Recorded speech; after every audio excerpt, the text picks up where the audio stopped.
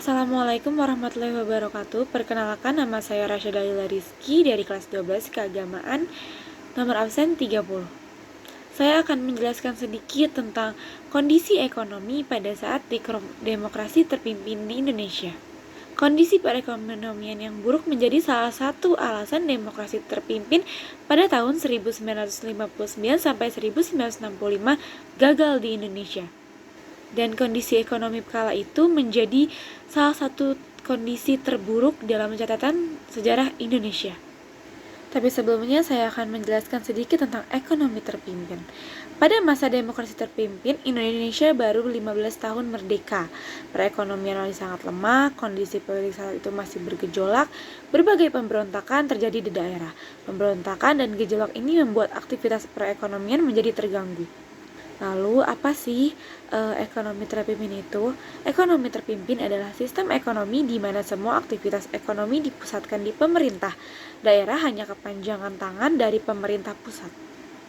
Pusat memegang kekuasaan yang besar, kewenangan Soekarno sangat besar. Kebijakannya untuk berkonfrontasi dengan Malaysia sejak 1961 berdampak pada perekonomian. Sikap keras itu diperparah dengan keputusan Indonesia keluar dari Perserikatan Bangsa-Bangsa atau PBB pada tahun 1965.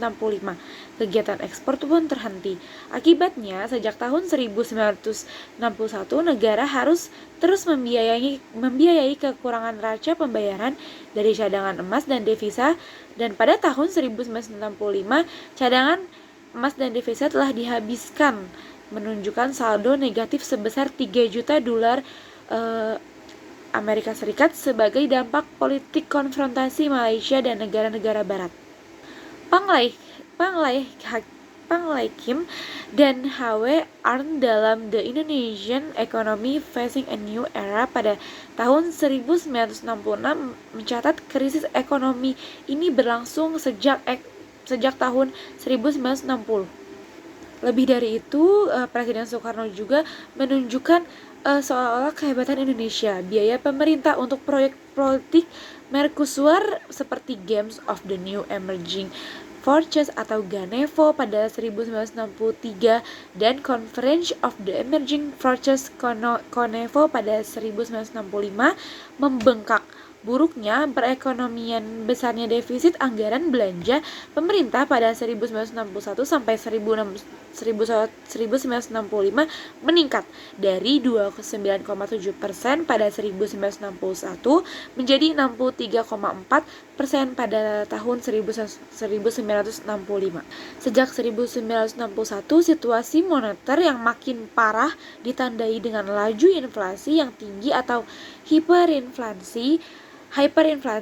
Pendapatan per kapita Indonesia turun secara signifikan antara 1962 sampai 1963. Situasi semakin parah ketika Indonesia keluar dari PBB. Dan saya akan menyebutkan beberapa masalah yang dihadapi pada kala itu adalah ekspor dan investasi merosot, menipisnya cadangan devisa, inflasi mencapai ratusan persen, harga kebutuhan pokok pun mahal.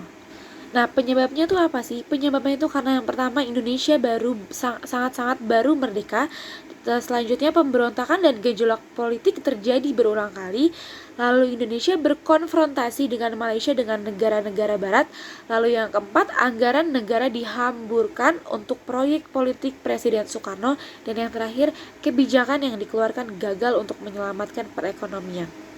Mungkin cukup itu saja yang dapat saya sampaikan. Kurang lebihnya mohon maaf. Wabillahi taufiq wal hidayah. Wassalamualaikum warahmatullahi wabarakatuh.